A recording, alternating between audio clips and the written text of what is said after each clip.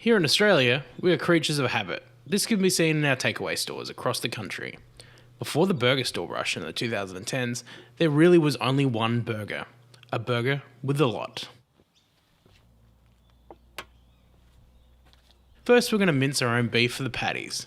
It takes a bit of time, but it makes all the difference. I'm using cube chuck beef with about a 70 to 20 fat ratio.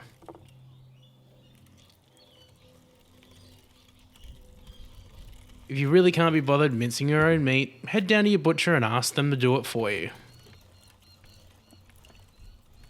Now, I know there's two camps with seasoning, before or as you're cooking it.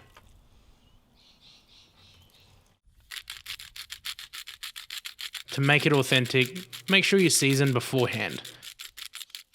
Because it's only one item on a menu of 20 to 30 at your local takeaway store. Season the meat with salt and pepper.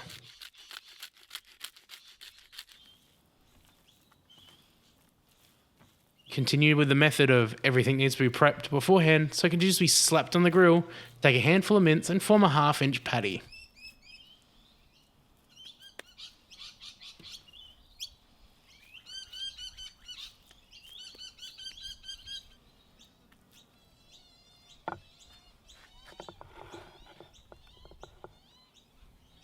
Place them in the fridge to firm up. Normally this would be cooked on the flat top in the takeaway store. I thought, let's make this an upmarket joint by cooking it on the Weber, over charcoal. First thing is to cook your rashers of bacon. I found an interesting fact. Burgers arrived in Australia in the 1930s, brought over by Greek immigrants. Funny enough, these immigrants didn't actually come directly from Greece, but they came from the US, where Greeks had played a significant role in the hamburger business.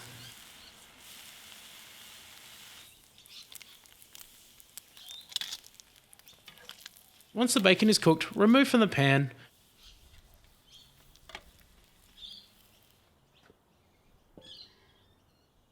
Not to let any of the amazing flavour of the bacon go to waste, we're going to use it to fry our egg.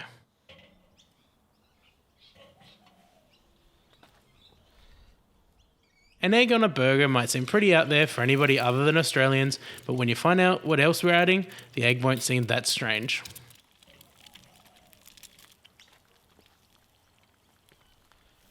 Now place your patty over the charcoal.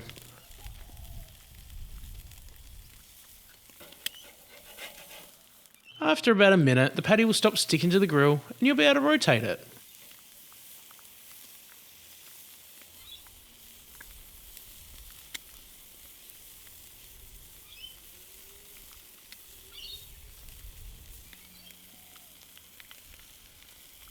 After a good 2 minutes, flip the burger. Now top with some cheese.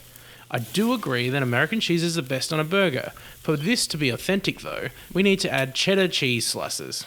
It will still melt nicely, but nothing like American cheese.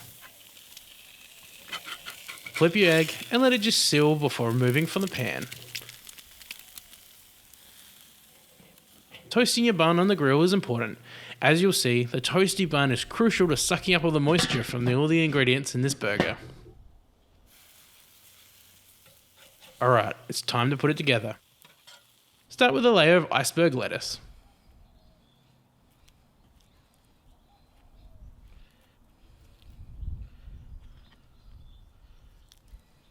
A couple slices of tomato.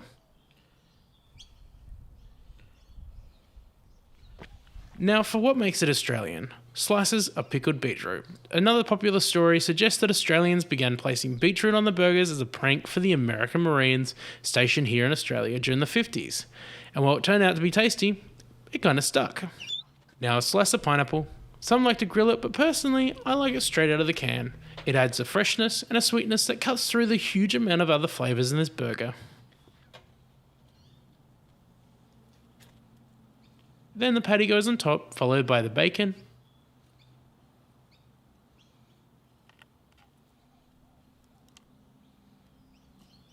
and the egg. Finally, add tomato sauce to the top of a bun, and there you have it, a burger with the lot. It's a point of pride and nostalgia here in Australia. As we move towards a more American burger style, you can still find these in most takeaway stores. I'm sure there's plenty of critics of the Australian approach to burgers, the burger with a lot continues to be a beloved staple at most takeaway stores. It really goes to show that Australians expect hearty, flavorful meals where you get your money's worth.